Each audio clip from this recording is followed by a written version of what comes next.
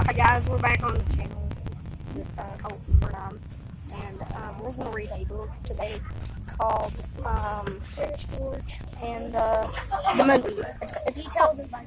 It's called the movie, but it's really not. There's no way we're not. No. There's the pictures of the George.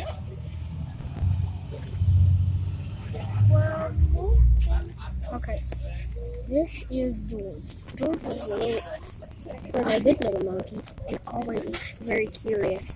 George was looking for someone to play with. He wondered what would happen if he put a crocodile in a bird's nest. He wondered what would happen if the Kimmelon had to change to $8. He wondered what would happen if he used permanent juice to paint the animals. The same thing always happened in trouble. Yes, I know the camera's like that, Lucas. I had it like that. There's pictures. Look at him right there. we're just going to read half of it. Yeah. Because We're going to read about 10 minutes. One day, George saw a giant banana. He was more curious than ever. The giant banana was moving through the bushes. George decided to follow it. When George peeked through the bushes, he saw the yellow banana. It wasn't really a banana. It was a yellow hat, and a tall man was wearing it, but not for long. Look at him. He stole his hat.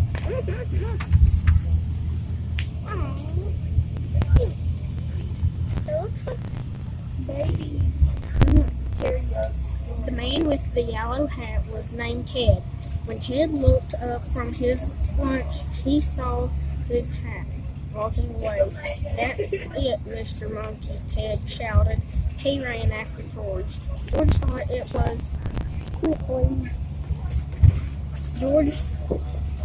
was a game. He was having fun.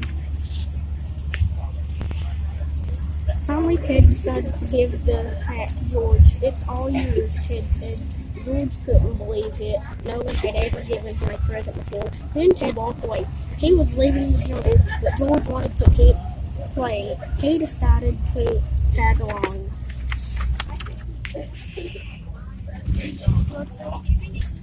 At the port, there was so much to see and do, but Ted could stay and explore. He headed for a big ship that was about to sail to the United States. He had to go back to the museum where he worked. Still, George did not want to lose sight of his new friend. He ran to the dock. Just as the ship was about to pull away, George jumped into the ship's anchor. The anchor rose into the air, and George climbed inside the ship. Here's pictures. George found a large room inside the ship. This was the cargo room, hold where all of the ship's food and supplies were stored. There was a lot of curious monkey to explore. When George pushed a button on the trunk, a pile of clothes popped out. George also found crates full of fruit. Yum! There he is. Quit, Lucas. The ship sailed across the ocean. When it finally stopped, George got off and looked around. He was in a giant city. There he is in a giant city. George saw Ted get into a yellow taxi. It zoomed away into a sea of yellow cabs. George followed on the back of another taxi. When Ted got on out of the cab, George saw them walking into a tall, thin building. George followed Ted right inside his apartment. Ted was surprised to see his yellow hat on the floor. He thought he had left it in Africa. When he picked up his hat, Ted discovered George underneath. There's George, and there's the city. George is so happy to see his friend again. Unfortunately, Ted was not allowed to have pets in his apartment. When someone knocked on the door, Ted hid George in the bathroom. "Stay right there," Ted told George. Aww, and cute. But George was too curious. He went exploring upstairs. George found an apartment that was being painted. He decided to help. It don't really look like he's helping. When Ted had to go to work, he knew he couldn't leave such a curious monkey alone in the apartment. So Ted took George along to the museum with him. Ted left George in his office while he went to a meeting. George didn't mind. Ted's office was full of interesting things. Maybe the museum was full of even more interesting things. George was curious. Soon George found... I wonder what he found.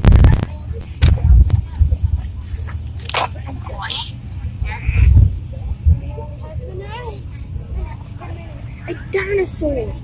When George climbed up its bones, the dinosaur tipped over. Bones fell everywhere. The big mess meant big trouble for George and Ted. Oh no. That night, Ted tried to go home, but the doorman wouldn't let him in. "No pets," the doorman said. So Ted took George to the park. They sat down under a tree. George saw some beautiful fireflies, but they didn't taste very good. Then Ted and George admired the stars together. Ted told George some jokes, and they both fell fast asleep. Then the next morning, Ted took George to the zoo. George loved the colorful balloons. He collected a few. The children at the zoo tried to guess George's name. George asked Hercules Bananas. "Call him George," Ted said. The children gave George their balloons. Now George had a big hunch. When the wind blew, George sailed into the air. I'm probably not going to be able to read all the books, all of the book, guys, but it'll still be interesting.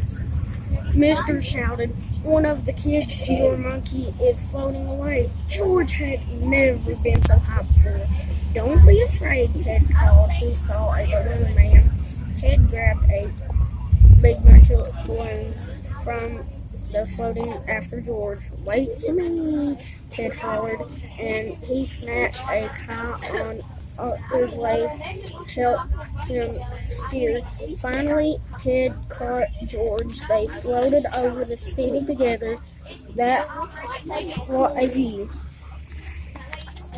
Maybe not a victory. When they came down, Ted took George back to the museum, but looked like Ted had lost his job. George had nowhere to go. Ted decided that George shouldn't go back to his home in Africa. "It's for the best, George," Ted said. Two monkey pitchers came and caught George. They put him in a cage and went on a ship to Africa. This is the last page. After spending an afternoon alone, Ted decided that he missed George too much. "I'm off to save George," Ted declared. He knew that he had to hurry. The boat for Africa was leaving soon. Ted borrowed his friend's truck and raced off to the docks. Ted reached the ship in time. He searched the cargo hold up until he found George's cage. Ted broke the lock and gave George a huge hug.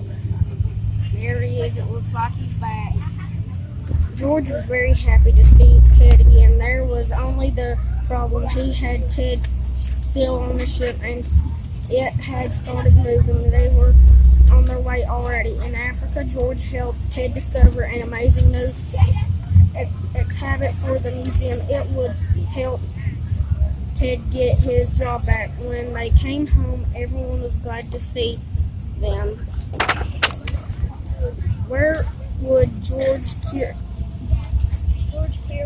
George Cuiryis take the next? I don't know. Thanks for watching. Kolton Burdine is our channel. Thanks for subscribing. And this was the book of Curious George. Thanks for watching.